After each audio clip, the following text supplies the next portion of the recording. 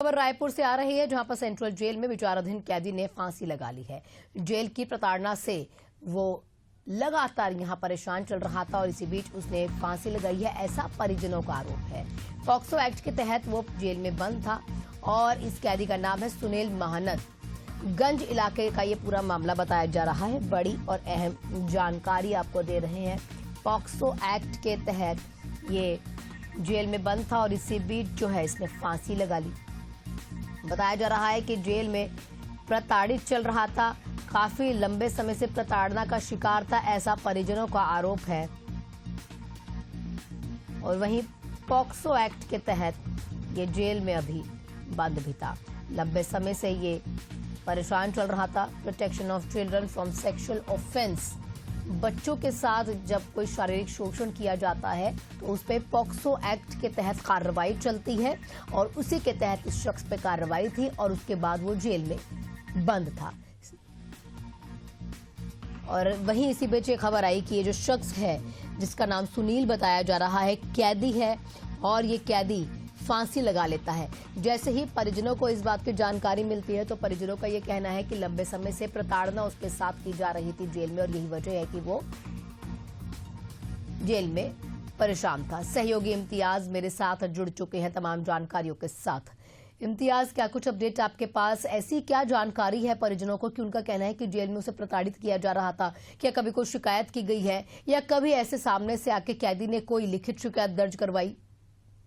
देखिए हाना, ये सबसे बड़ी सवाल ये है कि जेल के अंदर और बैरक नंबर 5 के अंदर अगर वो फांसी लगाता है तो ये अपने आप में एक सवाल है कि अगर वो बैरक में बंद है तो फांसी कैसे लगा लिया। और इस बीच सभी लोग रहते हैं, वहाँ के जेल प्रभारी और जो गश्त लगाते हैं वो भी रहते हैं। इस बीच जो है कैसे फांसी लगाया, ये बड़ा सवाल है। दूसरी बात ये है कि जो परिजनों का जो आरोप है कि उसे प्रताड़ित किया जा रहा था, तो किस तरीके से प्रताड़ित किया जा रहा था। दूसरी बात ये भी आरोप लगाया है कि कल जो है शाम का ये घटना है, 6 बजे लगभग बताया जा रहा है और उस परिजनों की सूचना देने से पहले चोरी छुपे ये शव को जो है वो मरचूरी भेज दिया गया, तो ये भी आरोप है। लेकिन सवाल यहाँ ये उठता है कि बैरक के अंदर अगर एक विचाराधीन कैदी जो पॉक्सो एक्ट के तहत अंदर था, वो कैसे फांसी लगा लिया।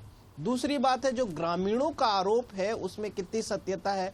तीसरी बात यह भी है हाना कि लगातार ऐसे लापरवाही जो है जेल से निकलकर सामने आ रही है। कभी फोटो खिंचवाते हैं, कभी ये जो विचाराधीन कैदी था वो फांसी लगा लिया, कभी चाकू चल जाता है। तो ये जेल प्रशासन पर बड़ा सवाल खड़े करता है कि आखिर किस तरीके से वहां देखरेख हो रही है। और इस कैदी ने अगर इसको प्रताड़ित किया जा रहा था या फिर ये भी होता है कि ऐसे केस में अगर खास करके पॉक्सो एक लोगों की मर्यादा और उससे भी जुड़ा होता है, तो ऐसे में होता है कि वो खुद विचलित होता है, तो ऐसे लोगों को विशेष तरीके से ट्रीट देने का होता है, उसे समझाइश देने के होता है। और अगर प्रताड़ना मिल रही तो ये जांच की विषय है। बिल्कुल, लेकिन वहाँ पर सिक्योरिटी किस लिहाज से है? क्योंकि वहाँ पर देखा जाए अगर कैदी वहाँ पर इस तरीके की घटनाओं को कभी अंजाम देते हैं तो उनके जो बैरक है, उनके बैरक के बाहर भी कई सिक्योरिटी के तहत कई जो पुलिस वाले हैं वो भी तैनात होते हैं और अगर ऐसा हुआ है तो कई सवाल जो है थाने पर अब खड़े होते हैं। आपका बहुत बहुत शुक्रिया इम्तियाज तमाम जानकारियों के लिए। आप नजर बना के रखिएगा।